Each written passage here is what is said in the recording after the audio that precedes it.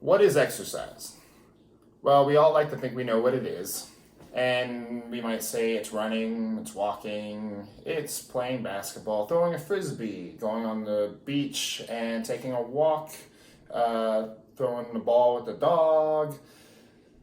These things to me, sports, gross activities, these are not exercise. They are what I just said, activities. What's the main difference here? Versus lifting a weight like a dumbbell curl, bench press, pull up, seated row, squats.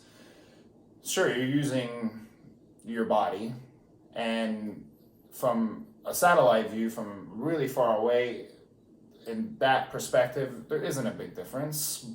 But when you look real close, these things offer very different stimuluses or stimuli to the body. And that is really the key factor.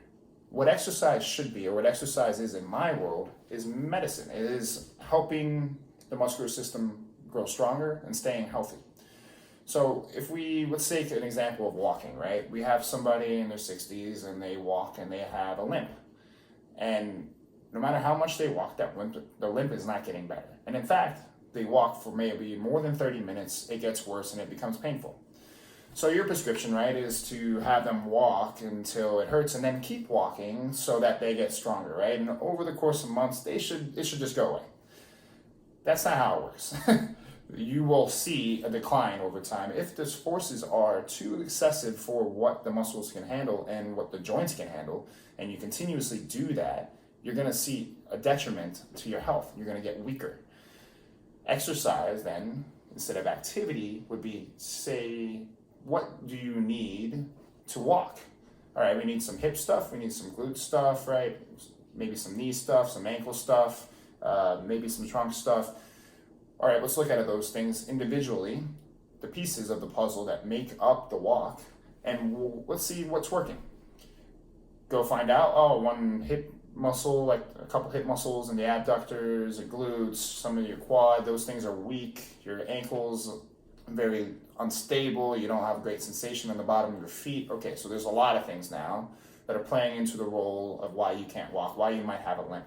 So then we will just go in there and apply forces appropriately to the person's muscular system or the muscles that we determine might be weak, and let's see if we can get them stronger individually. And as we build the strength of these tissues, now that person can handle walking a little more effectively.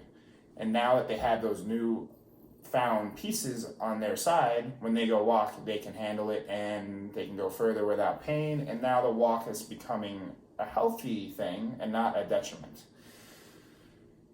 This sort of arrangement applies to everybody. It applies to even a bench press or any exercise that we think is good for people. Take a squat.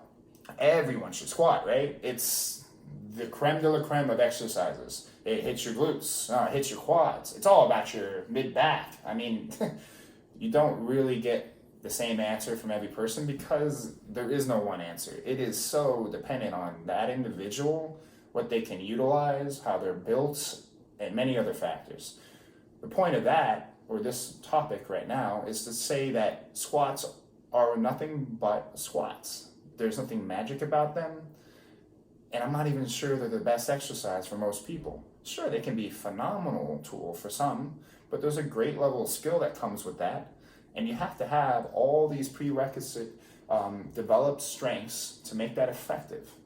For the average person, especially starting out, you need to have appreciation for the pieces, and you need to build up the strength of individual pieces before going into putting them all together.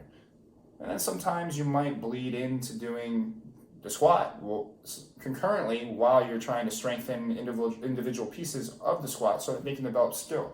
But instead of just throwing people to the wolves saying, hey, do this really, what seems easy to everybody, but it's actually pretty hard for you, do this thing a lot until, you get better at it. I'm not so sure that's the best approach for most people.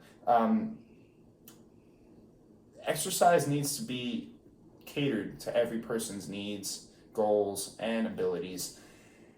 Physical activities are the things you get to do when you build the strength and abilities with exercise, the medicinal stuff. Do the first thing first, second thing second. In my world, we got to break things down, figure out where there might be problems, and if we find out there's nothing wrong and everything's going well, then let's get after some stuff. Let's challenge some things. Maybe now we can do sprints. Maybe now we can do these single leg activities, whatever it might be. Consider these things for your needs, and if you're in the profession, consider them for your clients.